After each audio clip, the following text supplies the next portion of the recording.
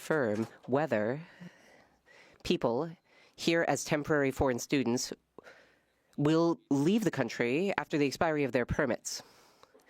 The minister admitted that the Liberal government has no plan to remove people from the country who are here illegally. Does the Prime Minister believe that illegal immigrants should be kept here, or will he be firing his minister? The Right Honourable Prime Minister. Mr. Speaker, today I am happy to announce that Ms. Louise Arbour will be our next Governor General.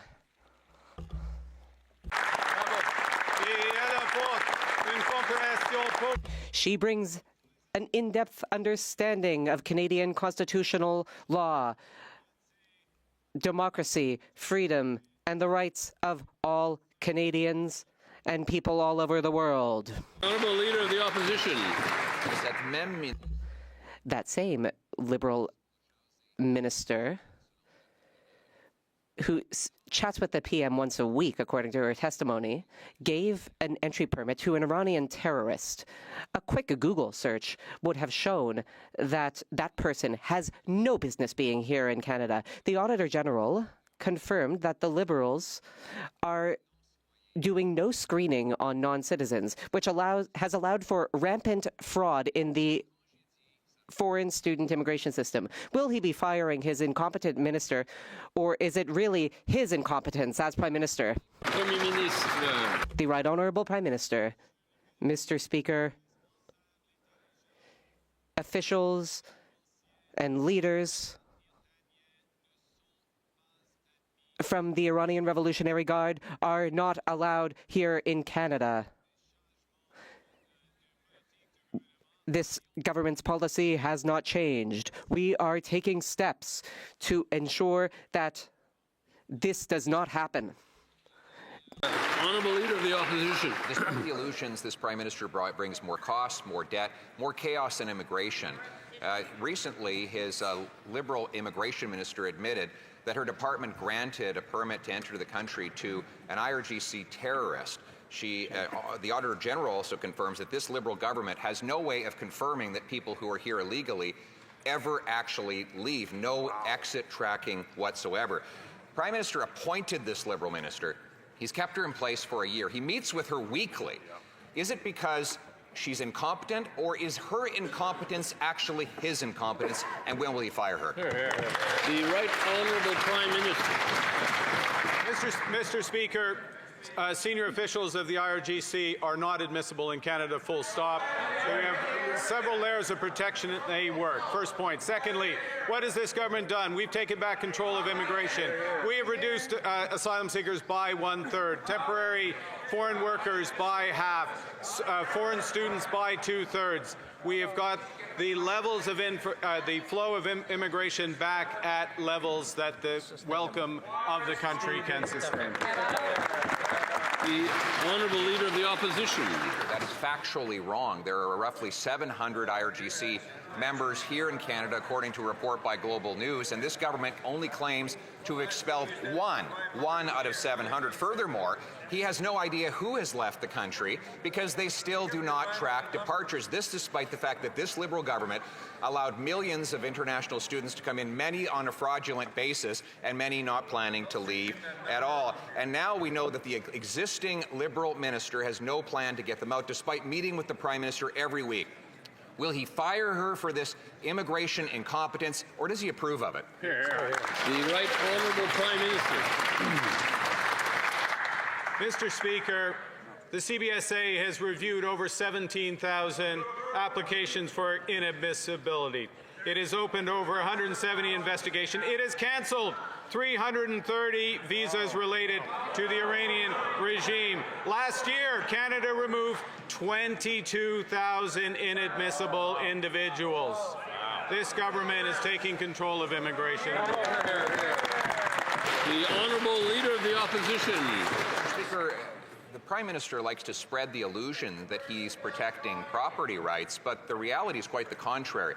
This Liberal government instructed its lawyers not to defend property rights in the Cowichan case with a litigation directive number 14 that said that, in fact, those titles did not take priority. Now, that dispute is going to appeal, and this Prime Minister has kept that litigation order in place. In other words, he is directing his lawyers not to defend the property rights of British Columbians. Why is it that he refuses to defend homeowners? The Right Honourable Prime Minister. Mr. Speaker, private property rights are fundamental in this country. This government will always defend them. That is why we immediately appealed the Cowichan decision on September 8th, along with the City of Richmond, along with other First Nations, along with the province of British Columbia. All federal agreements with First Nations, with Indigenous peoples, with rights holders protect private property rights and protect Indigenous peoples' rights. And on Red Dress Day, I think we should spend some time on the rights of Indigenous peoples in this country.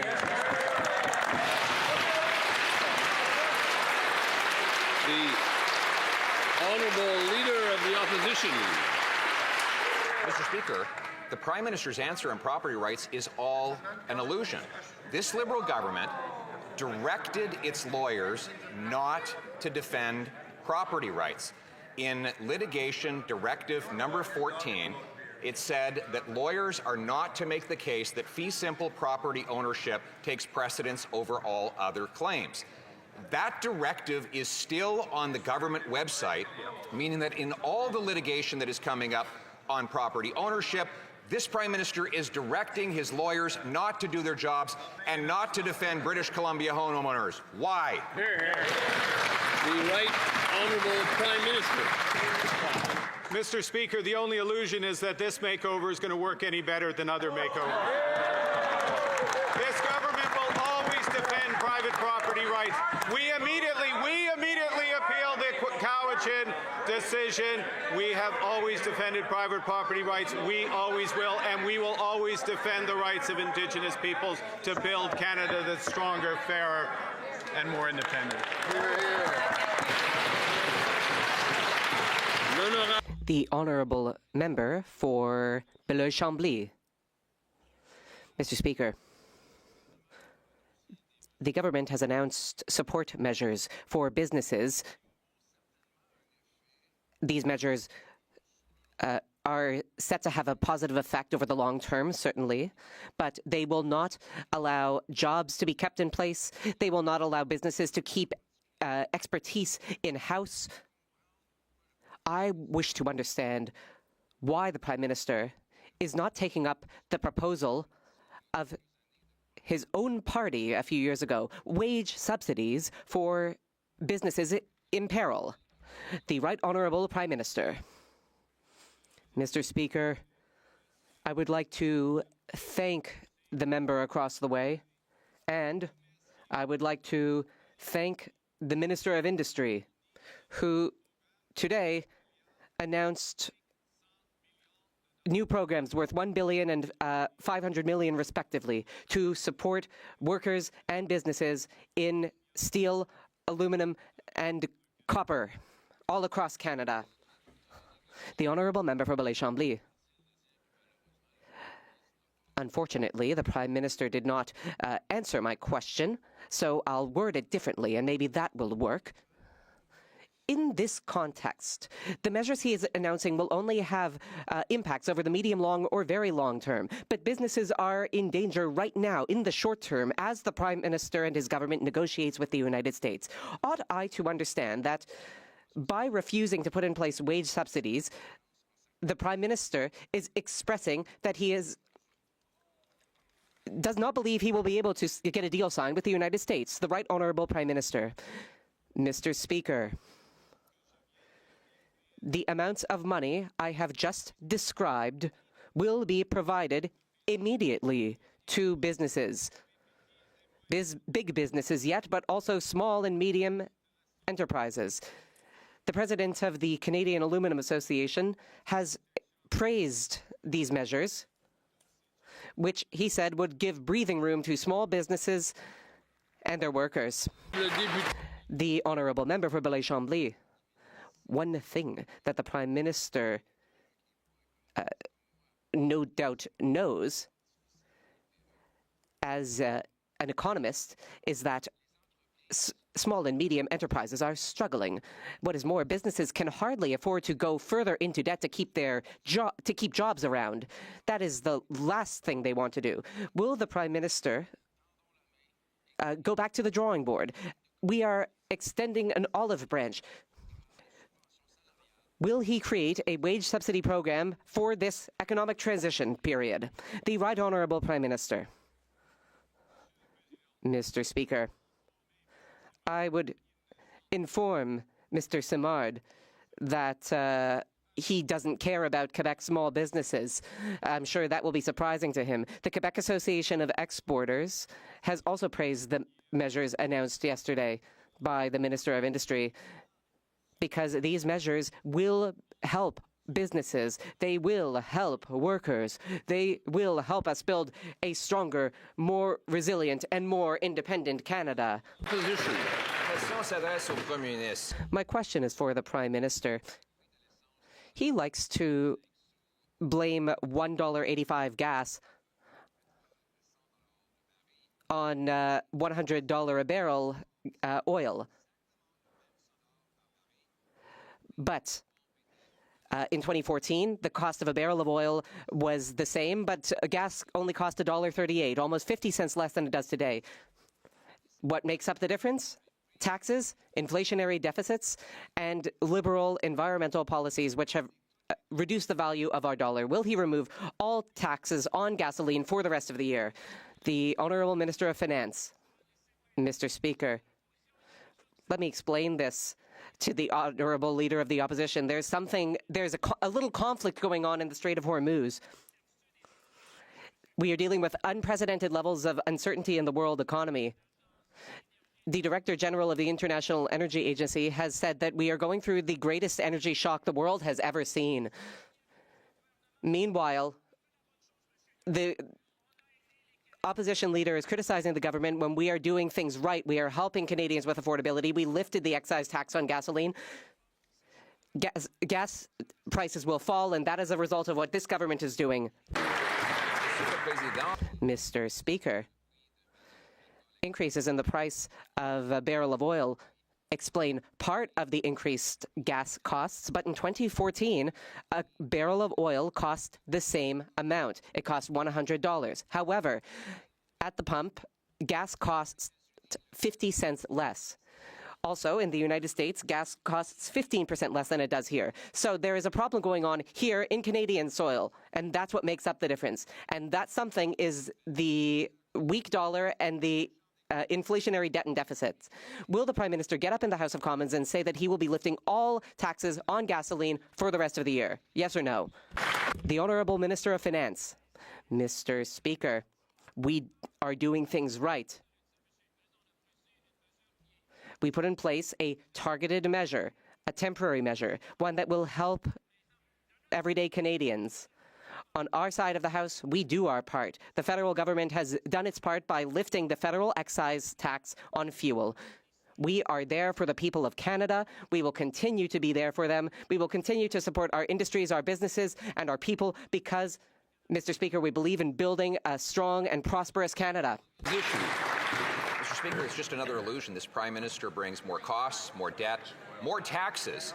Let's look at gas, for example. He likes to blame the $1.85 a litre cost at the pumps and the fact that we have $100 global oil prices. But back in 2014, we also had $100 global oil prices, and the price at the pump was $1.38, almost 50 cents cheaper, even though the world price was exactly the same. The difference is explained by this Liberal Prime Minister's inflationary debt and newly renamed carbon taxes on top of a weak dollar. So will he at least take all Liberal taxes off gas for the rest of the year? The Honourable Minister of Finance. But let me help the leader of the opposition. He may have heard of the Strait of Hormuz, he may have heard about Iran, he may have heard about a conflict, Mr. Speaker. What we're seeing, Mr. Speaker, is unprecedented. You don't need to take it from us, take it from the Administrator General of the International Energy Agency, Mr. Speaker. This is the biggest shock we have seen in energy, Mr. Speaker. But on this side of the House, we're happy to do our part. We are very pleased to have suspended the federal excise tax on gas, Mr. Speaker. We heard from Canadians. They say, give us a break. Help us at this time. We're happy to do our part. We're going to build Canada. The Honourable Leader of the Opposition. The Strait of Hormuz might explain why global oil prices are $100 a barrel, but they were $100 a barrel back in 2014. And at that time, when Conservatives were in power, gas prices were 50 cents a litre cheaper. South of the border, they have the same global oil price of $100 a barrel. And yet, their gas prices are 15% cheaper. The difference is explained by high Liberal taxes, including the newly renamed carbon tax, the inflationary spending, and the weak dollar this Prime Minister has caused through his incompetent economic policies. So will he at least have the courage to stand up and announce that he'll get rid of all the taxes for all the year? The Honourable Minister of Energy. Mr. Speaker, here's what the head of the International Energy Agency says. Oil and gas may be in short supply, but so are two other commodities, trust and predictability. And he believes this government has all four of those, plus nuclear ambition, plus uranium, plus critical minerals, plus potash. That's how we help the world, Mr. Speaker. The Honourable Leader of the Opposition. You can't even trust this Prime Minister to stand up and answer questions, Mr. Speaker. In fact, after a year of being Prime Minister, promising to build at unprecedented speeds, he was asked last week if he even supports ever building a pipeline to the Pacific, and his response was, so all of that lines up to it's more likely than not, which means more probable than possible, but none of that is to say certain, still a lot of work to be done. End quote. Mr. Speaker, it's like a riddle from Dr. Seuss. So how much will be the cost of green eggs and ham next year? The Honourable Minister of Energy. Mr. Speaker, if the Leader of the Opposition would take some time away from his social media clips and look at what's happening, we're building a new pipeline from Taylor to Gordondale. We're building a new pipeline in...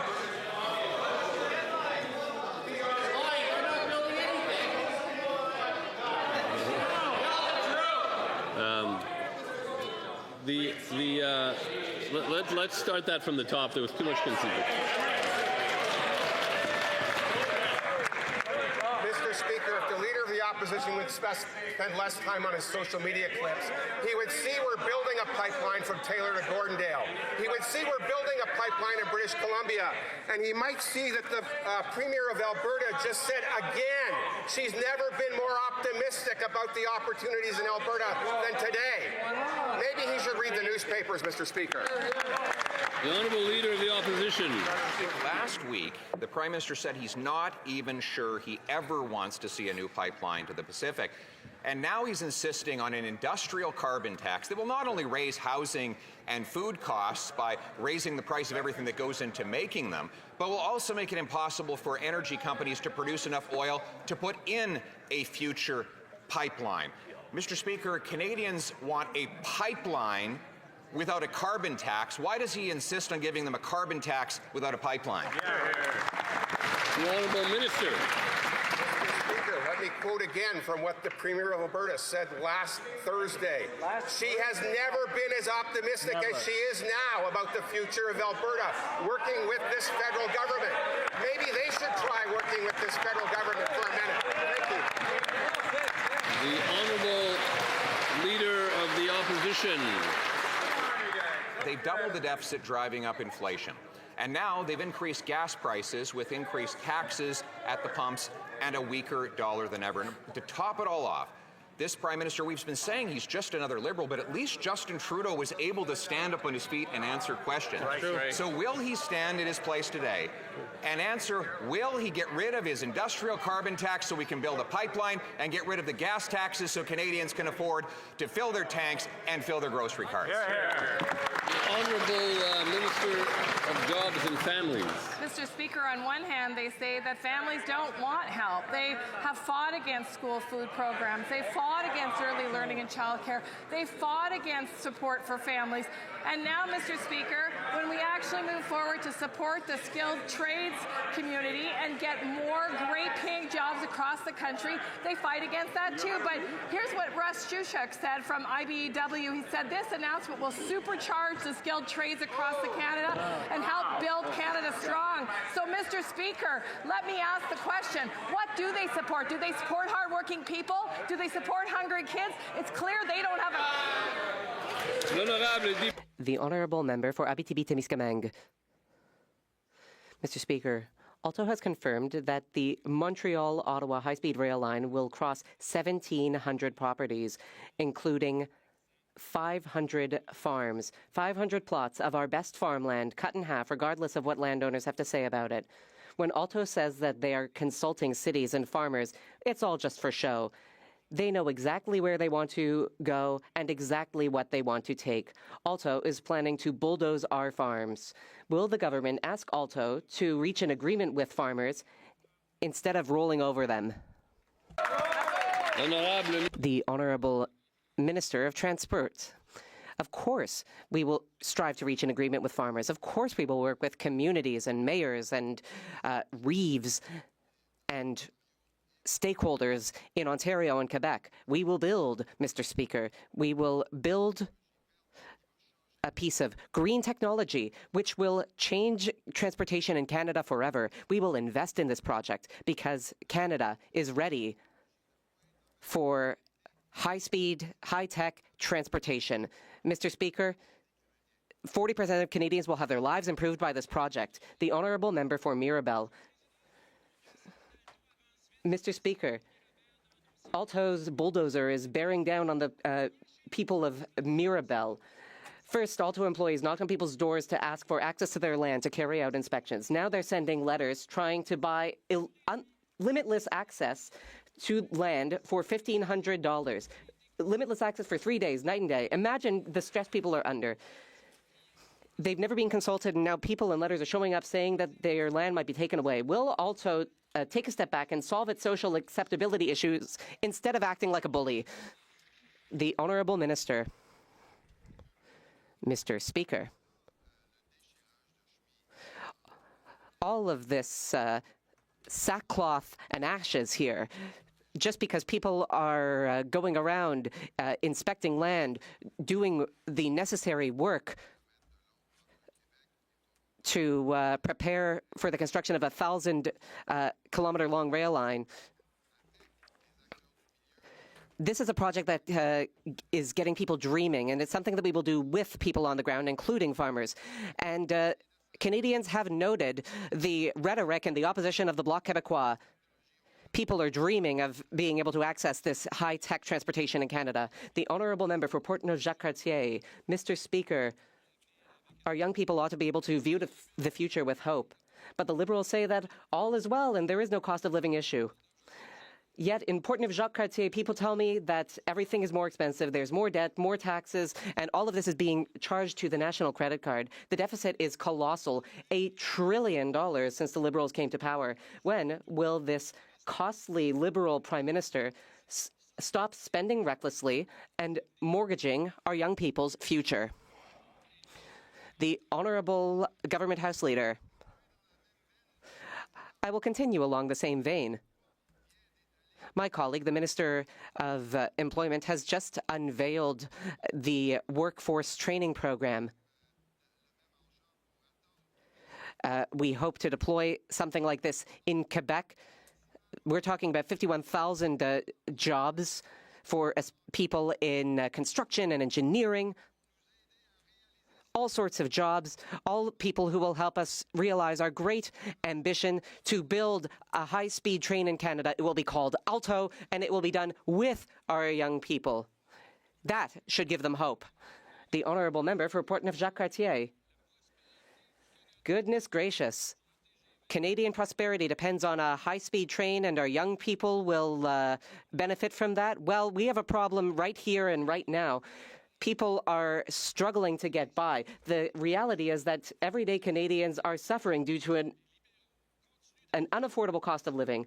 Liberals are still impoverishing honest taxpayers. Despite these liberal illusions, the deficit is growing exponentially. Could the member across the way admit that the gas tax half measures are not sufficient? How come this Prime Minister is so obsessed with protecting his bottom line that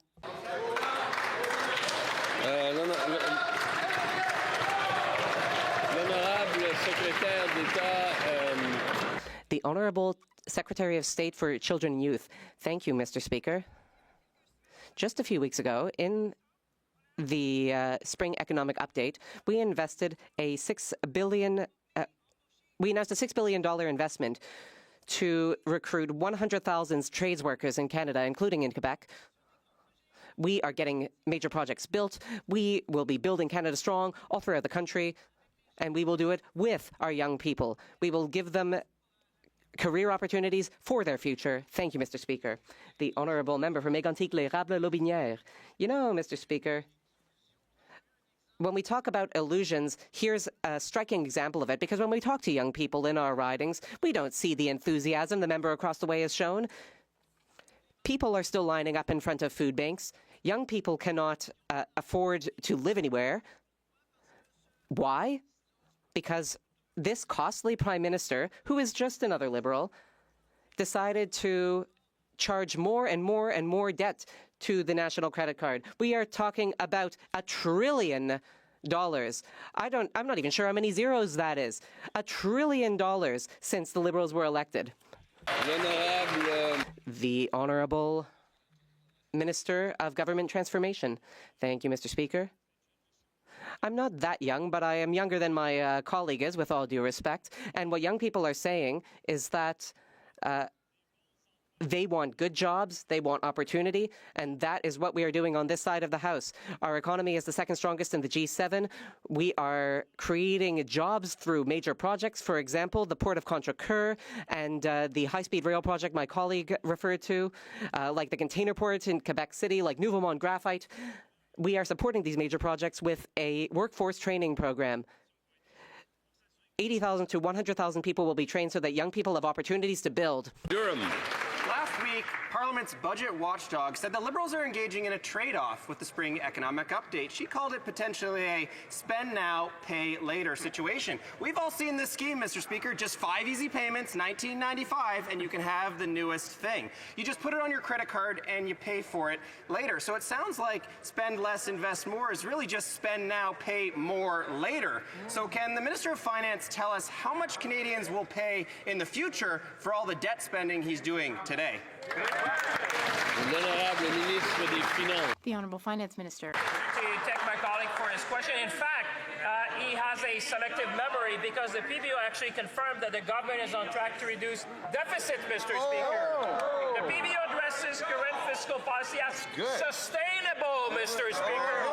Sustainable under the IMF framework, Mr. Speaker. We're building this country at a speed and scale not seen in a generation.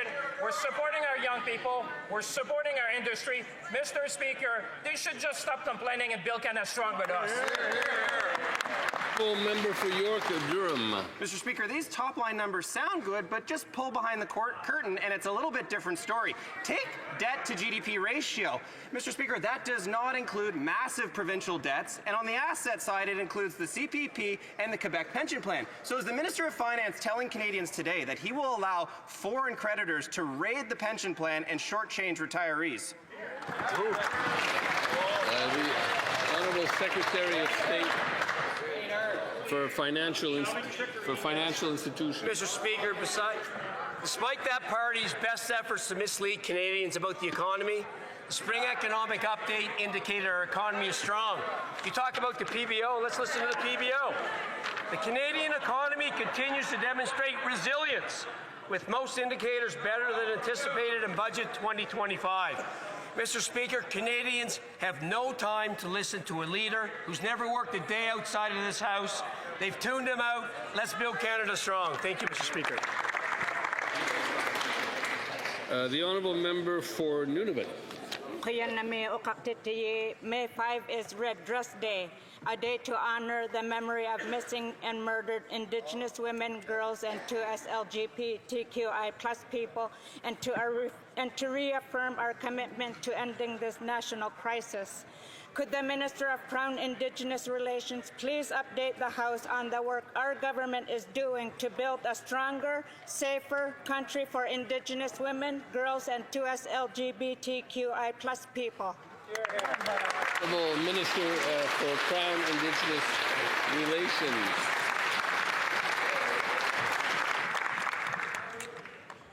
Thank you, Mr. Speaker, and thank you to the member for the question. Ending the crisis is of utmost importance. We're strengthening protections through legislation to crack down on human trafficking and gender-based violence, and through critical investments in shelters, supportive housing, and healing centres like the Degagogoti First Nations shelter in the Northwest Territories, or the Aksuriak Recovery Centre in Iqaluit, which is set to open soon. We will continue to work in partnership with survivors, families, and communities to address the root causes of this violence and build a safer country for all. The honourable member for Long Range Mountains. Despite the illusions with this Liberal Prime Minister, it's more costs, more carbon taxes, and more of the same. He's just another Liberal who was completely out of touch. The Liberals tell you gas prices are only up to $1.83 because world oil prices are at $100 a barrel. Yet in 2014, under the Conservative government, oil was also $100 a barrel, yet gas was only $1.38. This Liberal government is the problem. Taxes pile up, the loonie drops, and Canadians get gouged at the pump. When will this Liberal Prime Minister stop the illusion, adopt our plan, scrap all gas taxes for all of the year so Canadians can afford to live again? The Honourable Minister of Fisheries and Oceans. Mr. Speaker, I want to remind the member opposite of the very good news from a week ago. Almost $1 billion for craft harbor. Let me also remind the member opposite that this is very important to her constituents. Very important because they tell me how much it matters. So I would advise that member to put down the notes that she's been reading over and over, same notes, and listen to her constituents because she will find they support what we are doing on this side of the house. The honourable member for Long Range Mountains. Mr. Speaker, that simply doesn't answer the question. Families in Newfoundland and Labrador deserve better than her talking points. They know the math doesn't add up. Oil prices are the same as they were a decade ago, but the price at the pump is skyrocketing because of a weak dollar and higher Liberal taxes. Our economy is struggling. Our dollar is devalued. Therefore, energy and food cost more. This is a made-in-Canada cost of living crisis fueled by this Prime Minister. Enough with the excuses and the illusions. When will they adopt our plan, remove all of the taxes on all of the gas for all of the year, unblock our oil and gas production? The Honourable Minister. I would advise the member opposite to read the spring economic update. And in that update, she will find a list of supports that mean real support for Canadians, particularly people in her riding. Help for young people, apprentices, real dollars to help our young people get through programs. Continued support for families, for seniors. Also, continued support to help grow our rural communities. So I would advise the member to read the document and to stop these nonsense notes. The honourable member for Airdrie Cochrane. Well, Mr. Speaker, this Prime Minister sold himself as a financial expert, but since taking office, he's doubled the deficit and he's adding $1 trillion to the debt.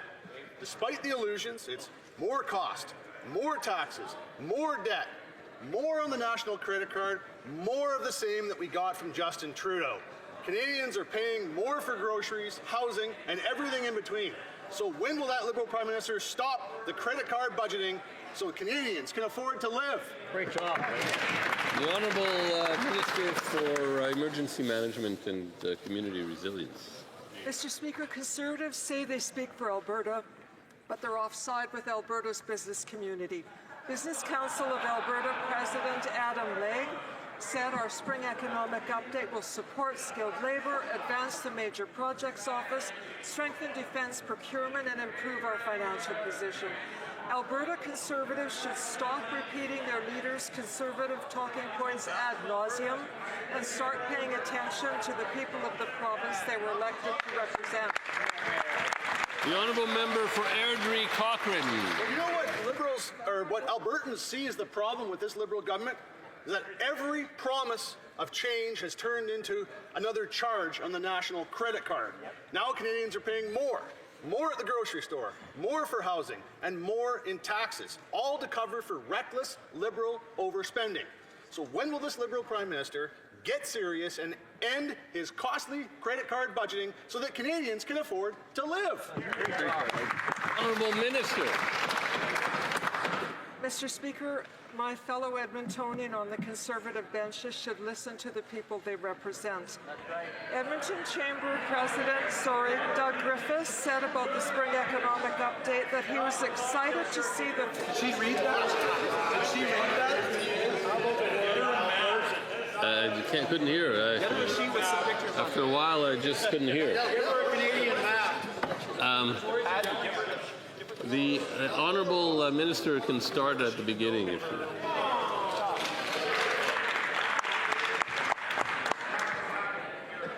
Mr. Speaker, my fellow Conservatives should listen to the people they represent. Edmonton Chamber of Commerce President Doug Griffiths said he was excited to see the federal government taking a bullish stance on Canadian projects and signalling confidence in Canada's economic potential to the rest of the world. I hope Conservative MPs remove their partisan blinders and support our plan. The honourable member for Kenora-Kiiwetinoong. The Liberals are on track to add $1 trillion to the national debt. This is the cost of a decade of Liberal credit card budgeting. Now, this Liberal Prime Minister, despite his illusions, has added more taxes, more costs, more debt, more of the same. Mr. Speaker, he is just another Liberal. As a result, they are going to be paying more on interest payments this year than on health care. So, Mr. Speaker, will this Liberal Prime Minister finally get serious and cancel his credit card budgeting so that Canadians can afford to live? The Honourable Minister of Jobs and Family. Mr. Speaker, it's disappointing to hear a Northern Ontario Member of Parliament run down the very things that he himself knows that Northern Ontario leaders and workers have been advocating for 4 years, Mr. Speaker. Investment in infrastructure, investment in major projects, investment in mining, investment in the kinds of things that create great paying jobs. And on top of it, Mr. Speaker, endorsed by people who are training skilled trades workers across the country, like the Canadian Building Trades Union, like the IBEW, like the colleges in his own riding, Mr. Speaker, that are excited and enthusiastic about building those very well-paying jobs with Canadians. I'm disappointed in his advocacy or lack thereof. The honourable member for Selkirk Interlake Eastman. Mr. Speaker, the Defence Minister told Canadians that he fixed the recruitment crisis, but like everything with these Liberals, it was just another illusion. A leaked military memo tells a very different story. Some recruits were unable to communicate in either official language, and there are damning reports of misogyny and racism. More Liberal mismanagement, more of the same. These Liberals didn't fix their military. They lowered the bar so low and hoped nobody would actually notice. When will the minister stop ignoring the facts and admit his recruitment reforms have failed? Hear, hear. The Honourable Minister of National Defence. Speaker, no matter how hard we try on this side of the House, we could never be nearly as negative as this member. The truth is, Mr. Speaker, is that the Canadian Armed Forces recruitment has just hit a 30-year high. Our soldiers, our sailors, and our aviators do important and incredible work, and we need more of them. That's why we've been reinvesting in our people. We've given our forces a well-deserved pay raise. We're getting them the tools, the weapons, the equipment, and the housing they need. That's right. And we're getting them through training faster, Mr. Speaker. With the good help of the women and men in uniform, we're just getting started. Awesome. Selkirk Interlake Eastman. Well, Mr. Speaker, the minister can sit here and spin his numbers all that he wants, but he fails to mention that he actually knew that basic training success rates have fallen down to 77%. It's so bad that one platoon only graduated 48% of their recruits.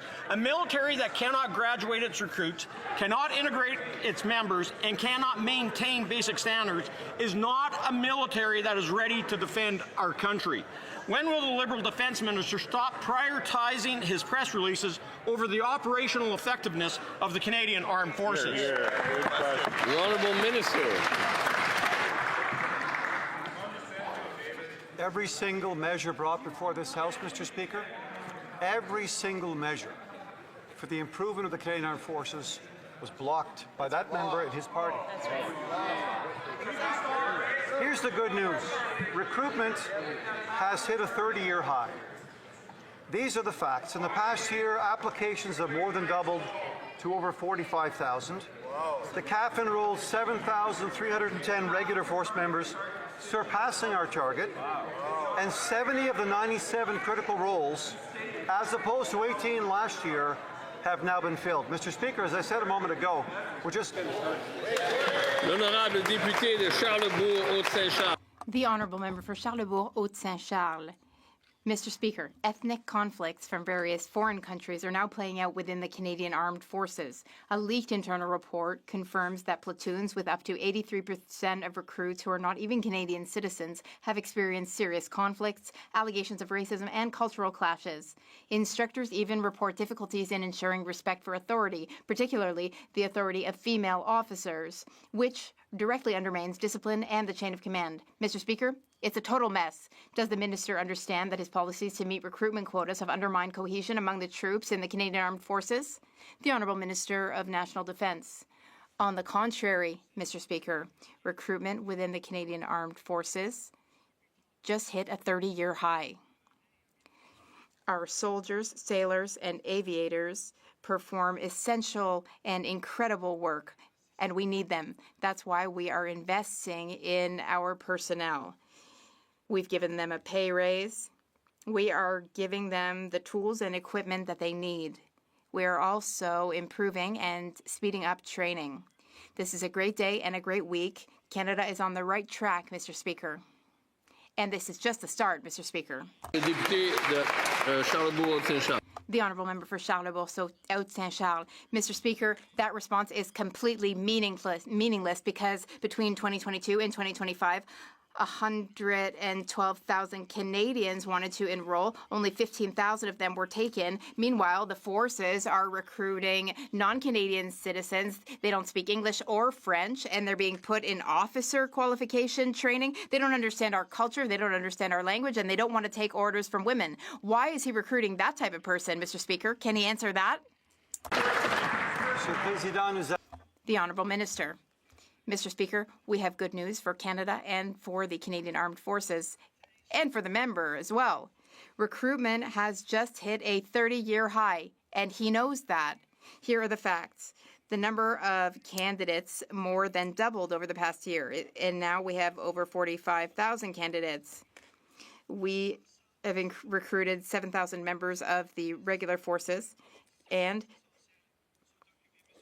70 of 90 essential roles have been filled. But we're just getting started, Mr. Speaker. There's so more work to do. The Honourable Member for Les Pays d'en Haut. Mr. Speaker, young Canadians are facing the rising cost of living, global uncertainty, and worries about their future. Can the Secretary of State for Youth explain how our Spring Economic Update addresses current economic challenges, all while building a strong Canada for everyone? The Honourable Secretary of State for Children and Youth. Thank you, Mr. Speaker. I thank the member for Les Pays d'en Haut for his question. Our Spring Economic Update aims to take responsible action today, all while investing for the future, for young people. We're investing $6 billion to recruit, train, and hire skilled workers in the trades throughout Canada. There will be thousands of jobs in Quebec, like in Mattawanny and Contrecoeur. Mr. Speaker, we'll building the strongest economy in the G7 with a Canadian workforce. Thank you. West. Mr. Speaker, the Prime Minister has said our immigration system is under control. Ordinary Canadians know this is not true. For example, in Canada, we have no idea who's here or not here because they have no way of tracking who's leaving the country or when they leave. When asked about this yesterday, the Immigration Minister said she wondered the same thing. The Prime Minister appointed this Immigration Minister. He kept her in her job. He meets with her on a weekly basis. He believes the immigration system is under control. Clearly, she's simply following the Prime Minister's orders. Can the Prime Minister confirm that this minister is doing a good job implementing his own ideas, or if not, why doesn't he just fire her? Minister of Immigration, Refugees and Citizenship. Merci beaucoup, Monsieur le Président. Thank you, Mr. Speaker. Nous avons un We have a plan. Our plan is working. Under this minister, asylum claims have decreased, temporary newcomers have decreased, and we are also attracting more Francophone immigration. We will continue to deliver results for all Canadians. Thank you very much, Mr. Speaker. Member for Calgary Nose Hill. Mr. Speaker, the minister just claimed that their plan is working, yet in the last week alone, we found out that the Liberal government issued a special visa to a terrorist so he could enter Canada. They allowed over 21,000 non-citizens who fraudulently came into Canada to claim asylum, and they have no way to track if millions of non-citizens on expired or expiring visas would leave. The Prime Minister said that this is taking control of the immigration system. If that's his opinion, is that the real reason why he hasn't fired his minister? The Honourable Minister. Merci beaucoup, Mr. Thank you very much, Mr. Speaker. Quite the contrary. We have a plan, and the plan is working very well. As we've already said, in this individual case related to the Iranian regime, the current and previous regime, no one has been allowed. I did not authorize the document. There was no decision that was taken on that. I've spoken to officials to ensure that we have a robust system, and we will continue to hold the Iranian regime to account, and we will protect Canadians. And as I said, we are building The Honourable Member for Calgary Nose Hill. I mean, when you listen to that answer and then listen to the Prime Minister say that they've taken back control of the immigration system, it kind of sounds a little delulu, hey? Like, the entire system is rife with abuse. There's no way to track if non-citizens actually leave, and they're issuing visitor visas to terrorists. So if this is the Prime Minister's definition of what taking control of the immigration system is, then the dumpster fire is his fault, not hers. Does she agree? The Honourable Minister. Thank you so much, Mr. Speaker. Let me answer this question in the preferred language of the member, because she seems to really be confused. Our government is laying the foundation of a comprehensive exit tracking system, one that they could have done or anybody could have done over the 100 and 200 years ago. But we are doing that. As we said, temporary resident status is temporary. People are expected to leave when they finished. On this side of the House, we are focused on attracting healthcare workers and tradespeople to strengthen our rural economies and communities, and we will continue to do that. The Honourable Member for Ottawa West Nepean. Thank you, Mr. Speaker. During committee testimony on Bill C-11, we heard from many survivors about concerns with the transfer of cases from the military to the civilian court system. Would the Minister of National Defence tell the House if he would be supportive if the Senate were to amend Bill C-11 to include the sunset clause as passed at committee stage? The Honourable Minister of National Defence. I thank the member for her question and her passionate work behind the bill. Delivering culture change in the Canadian Armed Forces is not only the right thing to do, but it's critical for our operational needs for national security. That's why we introduced C-11, to codify in law key recommendations from 2 comprehensive external reports. I can confirm, Mr. Speaker, that we are open to amendment in the Senate to include the sunset clause that will strengthen the bill. Thank you, Mr. Speaker. The Honourable Member for Swift Current. No idea what you're doing, do you? The Honourable the Honourable Member for. Making it up as you go along. Yes, the member for Calgary, but I'm calling on the member for Swift's Current Grasslands, Kindersley. Thank you, Mr. Speaker. Despite the illusions, the Prime Minister is just another Liberal. More taxes, more costs, more debt, and more crime. Crime is a major problem everywhere. Mayors and citizens are raising the alarm because almost every RCMP detachment back home and across Saskatchewan is operating at a shortage. Last year, these Liberals promised to hire 1,000 new police officers, yet we see no plan and no new officers to fill the shortages. So with the same old Liberals in power, how can Canadians trust them when all they do is break their promises? The Honourable Minister of Public Safety. Mr. Speaker, on this side of the House, we support the RCMP, Mr. Speaker. We are hiring 1,000 new RCMP personnel to ensure the safety and security of Canadians. They're training and they will be deployed shortly, Mr. Speaker. The safety and security of Canadians is our first and top priority, and we will continue to ensure that our law enforcement is assisted and ensure that we have the right tools to do their job effectively, Mr. Speaker. The Honourable Member for Rosemont-La Petite Patrie. Mr. Speaker, in Canada, the richest 20% of people own 66% of the wealth, and the poorest 40%, almost half the population, they only own 3% of the wealth. After 11 years of Liberal rule, inequality is growing. Our society is unfair, and people are suffering because of that unfairness. A poll tells us that the expense that people are most worried about is food spending.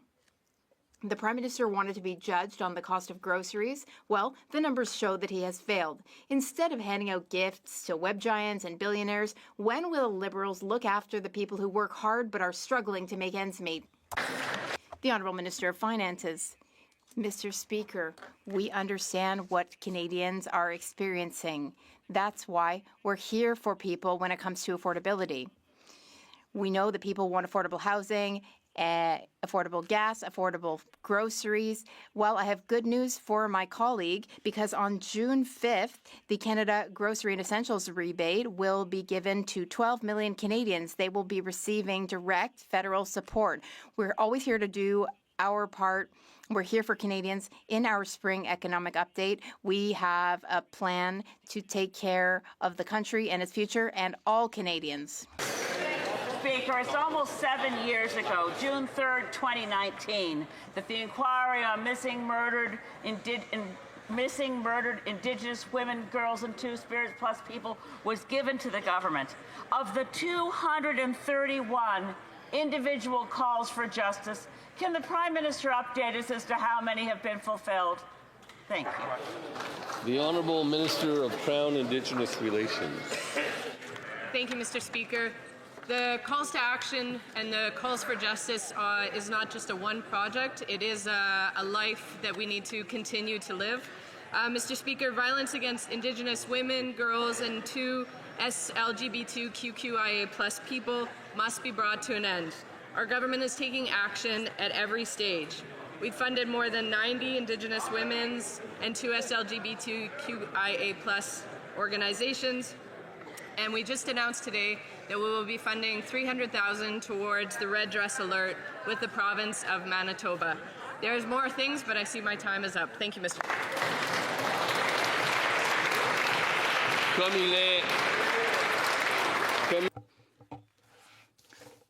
It being 3:11, pursuant to the order passed by the House, we will move to the deferred reported divisions on Bill C-11. Call in the members.